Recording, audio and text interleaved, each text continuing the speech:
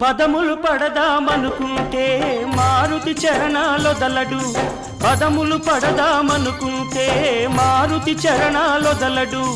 ఫలములు తినిపించాలంటే పాపం శబరికి బెదురు ఫలములు తినిపించాలంటే పాపం శబరికి బెదురు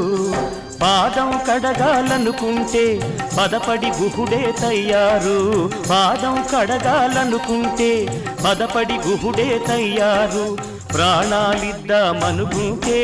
పక్షి జటాయువులుంటారు ఏమయ్యా ఏమయ్యా ఓ రామయ్యా